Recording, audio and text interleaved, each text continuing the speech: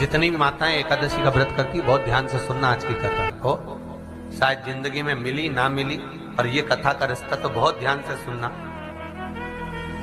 स्कंद पुराण यहां तक कहती है कि इस कथा के चरित्र को जो श्रवण कर लेता है उसको 26 एकादशी करना भी नहीं पड़ती। इस एकादशी की केवल ये कथा सुनकर ही वो तर जाता है। बहुत ध्यान से सुनना इसको, कथा को। एकादशी के दिन जब आप जल शंकर को चढ़ाने तो रोज ही जाते हैं। जब एकादशी का दिन रहे और शंकर जी के मंदिर में आप जल समर्पित करें तो 3 बार मुख से स्वधा स्वधा स्वधा या स्वधा स्तोत्र का पाठ, जिसमें 12 श्लोक। 2-4 हैं, पैसा तो आ रहा है पर घर में टिक नहीं रहा। डॉक्टर में, पुलिस में, एक्सीडेंट आदि में, कहीं गलत जगह पर, व्यसन में अगर पैसा जा रहा है, जुए में, मांसाहार, मदिरा पान, या कहीं आया पैसा आने में कमी नहीं, आ रहा है पर टिक नहीं रहा, रुक नहीं रहा। कोई मांगने आ गया, दे दिया, फिर वहां से अपने पास नहीं आ रहा, अपन कह रहे हैं भैया हमारा पैसा लौटा दो, नहीं आ रहा। तो महाराज शिव महापुराण की कथा कहती है एकादशी के दिन गंगा के जल में मात्र 7 बेलपत्री डालकर जो नंदीश्वर भगवान अर्थात जो शंकर जी के शिवलिंग के सामने नंदी होता है, उस नंदी के चरण पर गंगा का जल चढ़ाकर बेलपत्री शिव पर समर्पित कर देता है, उसके घर में रुपया रुकना चालू हो जाता है। फिर वो गलत जगह पर नहीं जाता, गलत स्थान पर वो धन जाएगा ही नहीं। तूने संभाल की, मांग तुझे क्या चाहिए। एकादशी ने भगवान विष्णु से कहा, नाथ प्रभु वर दे दो, मृत्यु लोक में जो मनुष्य मेरा व्रत करेगा, चाहे जलचर, थलचर, वायुचर या सांसारिक मनुष्य, मेरा अगर एकादशी का व्रत करेगा प्रभु, उसके यहां धन धान्य वैभव सुख संपदा बढ़ेगी और उस जीवात्मा को नरक नहीं भोगना पड़ेगा, सीधे वैकुंठ का उसको वास मिलेगा। जब जीव आत्मा को लेकर चला जाएगा, यम के दूत जब बंदी बनाकर ले जा रहे होंगे उस जीवात्मा को, जिसके प्राण छूटे होंगे, यम के दूत जब बंदी बनाकर ले जा रहे होंगे, तब मुझे वर दो कि मैं इसका हाथ पकड़कर बेतन्नी से पार उतार कर सारे नरकों से निकालती हुई आपके धाम में लेकर आऊं। भगवान ने वर दे दिया, तथास्तु।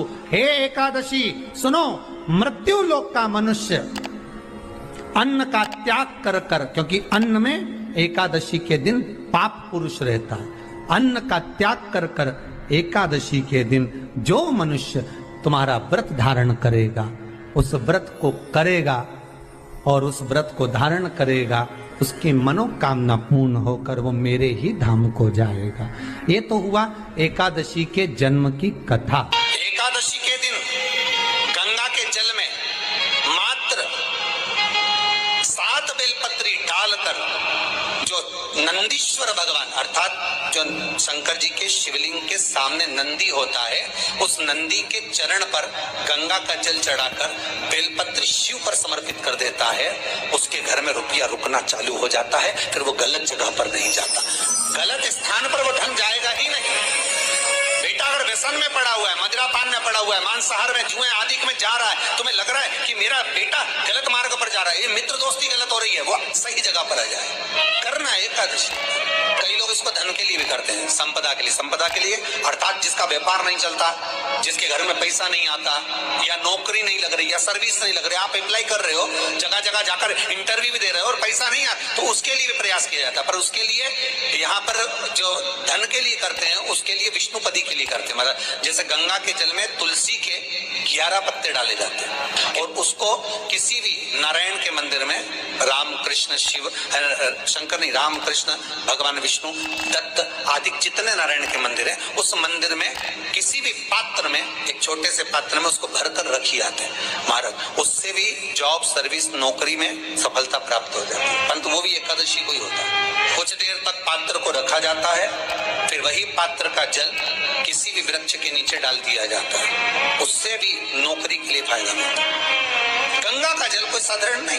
दशमी, एकादशी और द्वादशी, इन 3 तिथियों पर एक रोटी में थोड़ा सा मीठा रखकर सोमक पितृ का नाम लेकर यदि गाय को खिला दिया जाता है तो अगर कोई पूर्वज प्रेत योनि में भी पड़ा हुआ होता है, भटक रहा होता है, जिसको पिंड नहीं मिला, जो अचानक मर गया होता है, अधोगति में चले गया होता है, उस जीव की मुक्ति दशमी, एकादशी और द्वादशी, ये 3 दिन सोमक पितृ का नाम लेकर रोटी में, पूड़ी में मीठा रखकर अगर गाय को खिला दिया जाता है ये 3 दिन तक, तो वो पितृ कभी भटकते नहीं है, उनको मुक्ति प्राप्त हो जाती है मोक्ष में। नहीं, एकादशी है कौन? क्यों इसकी इतनी प्रधानता है? क्यों इसकी पुण्यता है? ऐसा क्या है एकादशी में जो इसकी पुण्यता मानी जाए? कौन है ये जो भगवान नारायण तक एकादशी का व्रत करते हैं? सुभद्रा जी को भगवान जगन्नाथ ने, जगदीश ने एकादशी का व्रत कराया था। बद्रीनारायण भगवान को माता लक्ष्मी ने एकादशी का व्रत कराया था। क्यों? चंद्रायण एकादशी व्रत की माता। एकादशी है कौन? तो कहा जिसको व्रत करने पर भगवान नारायण भी जिसका व्रत करते हो, भगवान माता लक्ष्मी जिसका व्रत करती हो, वो एकादशी है कौन? तो शास्त्र वर्णन करता है महाराज, स्कंद पुराण का सुंदर चातुर्मास्य खंड के अंतर्गत वर्णन आया है महाराज। एक बार भगवान विष्णु आनंद में विराजमान थे, पद्मावती और माता लक्ष्मी दोनों उनके पास में विराजी हुई थी। भगवान लक्ष्मी और पद्मावती दोनों बेटी, एक सिर के पास, एक चरण के पास। कुछ समय बाद वहीं पर ब्रह्मदेव का आगमन हुआ और ब्रह्मा जी आगमन पाकर भगवान नारायण पद्मावती से लगकर उठे और उठकर लक्ष्मी की ओर झुके। झुकने पर इन तीनों के समागम से भगवान नारायण के हृदय चित्त से एक कन्या प्रकट हो गई। उस कन्या का नाम एका था। क्या नाम था? एका। अब 10 उसके गुण इतने प्रबल थे, वो 10 गुण उसके बड़े प्रबल थे कि वो एका जिसको निहारती थी उसको संपदावान बना देती थी।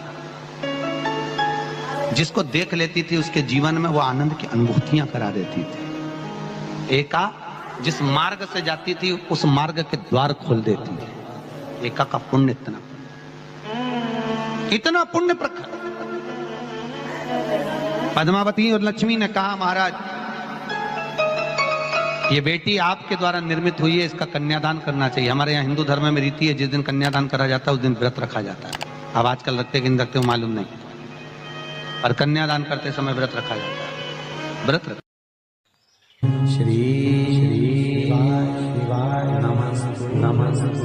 एकादशी के दिन कभी कभी तुम बद्रीनाथ चले जाओ, एकादशी के दिन तुम द्वारका चले जाओ, एकादशी के दिन तुम तिरुपति चले जाओ, एकादशी के दिन तुम जगन्नाथ चले जाओ, एकादशी के दिन तुम्हारी मर्जी पड़े भगवान के किसी धाम में चले जाओ और भगवान को भोग लगाओ और उनकी थाली को झांक कर देखना, उसमें चावल जरूर मिलेगा। उसमें ऐसा नहीं है कि चावल नहीं मिलेगा।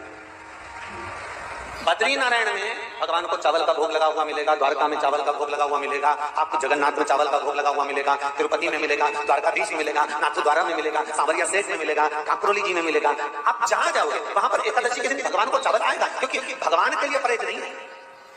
जो काम में डूबा हुआ है, जो आसक्ति में डूबा हुआ है, जो लोभ में डूबा हुआ है, जो वासनाओं में डूबा हुआ है, जो तृष्णा में डूबा हुआ है, और जो माता के गर्भ से जन्म लिया, एकादशी के दिन चावल उसको नहीं खाना। एकादशी और द्वादशी के दिन हमारा हिंदू धर्म, हमारा शास्त्र कहता है, हमारे शास्त्र, हमारे वेद डॉक्टर वर्णन करते हैं कि पीपल के पत्ते को अगर एकादशी और द्वादशी के दिन एक तांबे के पात्र में गला कर रख दिया जाए और उस पानी का आचमन 3 बार करा जाए तो जिसकी नाड़ियां चोक भी हो जाती है, डॉक्टर बोले इसका बाईपास करना पड़ेगा, उसको केवल 3 आचमन पानी एकादशी और द्वादशी को पीपल के पत्ते का कराया जाए तो अंदर की नाड़ियां भी खुल जाती हैं।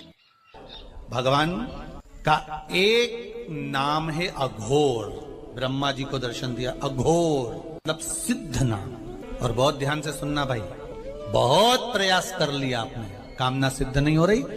1 लोटा जल, एक जल का पात्र लीजिए, उस जल के पात्र को लेकर उसमें थोड़ा सा लाल चंदन डालकर बेलपत्री के वृक्ष के नीचे और देवादिदेव महादेव को चढ़ाना प्रारंभ कर।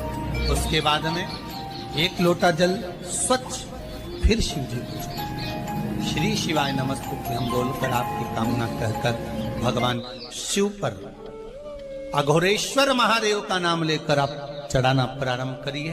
बाबा आपका कार्य 3 महीने के अंदर पूर्ण कर देगा सफल। बेलपत्र होते हैं, उसकी इसको छेद तो करते नहीं है सुई से, बेलपत्र की डंडी को बांधते जाओ 108 बेलपत्र की माला बनाना और माला बनाकर भगवान शंकर के गले में शंकर के शिवलिंग को जो चढ़ा देता है उसकी मनोकामना भगवान शंकर पूरी कर दे। 108 बेलपत्र की माला बनाकर शंकर भगवान को समर्पित करी जाती है। माता लक्ष्मी ने भगवान विष्णु को पाने के लिए तुलसी की माला बनाकर समर्पित करी, जैसे सती ने शिव को पाने के लिए, कामना को पूर्ण करने के लिए। शास्त्र कहता है घर के बुजुर्गों को, घर के बड़ों को, जेठ जेठानी हो, सास ससुर हो, घर में जो तुम्हारी उम्र से बड़ा हो, उसको आज पीला फूल या पीली चने की दाल या पीला वस्त्र, कुछ भी पीली सामग्री आज घर के बड़ों को देना चाहिए। क्यों देना चाहिए? तो शिव महापुराण की कथा कहती है कि जो शुक्ल पक्षी की एकादशी के दिन पीली वस्तु का दान दे देता है, घर के किसी ब्राह्मण को देने नहीं जाना, किसी मंदिर में देने नहीं जाना, आपके ही घर में, आपके ही घर के बड़ों को किसी भी पीली चीज का दान कर सकते। फूल हो, मिठाई हो, कोई अनाज हो, कोई वस्त्र हो, पीली वस्तु का दान दे। क्यों होगा? क्या होगा उससे? शिव महापुराण की कथा कहती है उससे जिंदगी में कभी बड़ी बीमारी प्रवेश नहीं करती। सनातन धर्म कहता है वट वृक्ष की पूजन करने वाला, वट वृक्ष के नीचे शिव की आराधना करने वाला, लोम समर्पित कर जल चढ़ाने वाले का जैसे कर्ज मुक्ति होती है, उसी तरह आंवले के वृक्ष के नीचे मात्र ताजा मिष्ठान दूध का बनाकर उस सामग्री को भगवान आंवले के वृक्ष के नीचे पूजन करने से लक्ष्मी और संपदा की वृद्धि होती है। शमी के वृक्ष के नीचे मात्र ओघड़दानी अवधूतेश्वर महादेव के नाम से, तो कहते हैं शरीर में बड़ी से बड़ी अगर बीमारी है, कहीं कैंसर जैसा रोग है या किडनी लीवर जैसा रोग है, कोई गांठ अगर शरीर में हो गई है, तो शमी के वृक्ष के नीचे दूध का जल थोड़ा सा हफ्ते में एक बार अवधूतेश्वर महादेव के नाम से समर्पित कर देने से रोग का निवारण होने लगता है, रोग थम जाता है और आगे नहीं बढ़ पाता और उसका इलाज चालू होता है, सुख का अनुभव। बस एक बात का स्मरण रहे आप, आंवले के वृक्ष के नीचे अगर कोई भोग लगाया गया है पा सकते हैं, पीपल के वृक्ष के नीचे कोई भोग लगाया है पा सकते हैं, बट वृक्ष के नीचे कोई भोग लगाया गया है पा सकते हैं। जिस वृक्ष के नीचे भोग लगाओगे पालोगे, शमी वृक्ष का जो प्रसाद है वो आपको वहीं छोड़ना पड़ता है। हिंदू धर्म के 3 व्रत ऐसे हो गए जिनका पुण्य समाप्त नहीं हुआ महाराज। पहले नंबर पर एकादशी, दूसरे नंबर पर प्रदोष और तीसरे नंबर पर शिवरात्रि। एकादशी भी 26 है तो प्रदोष भी 26 है, शिवरात्रि केवल 12, और अगर अधिक मास की पड़ जावे तो ये 13, पर अधिक की आयु तो 13 है। तो यहाँ शास्त्र कह रहा है कि 3 व्रत हमारे यहाँ जिनका पुण्य समाप्त नहीं हुआ, जिनका पुण्य प्रबल हुआ, बड़ा, इसलिए आज भी माता एकादशी का व्रत करती है।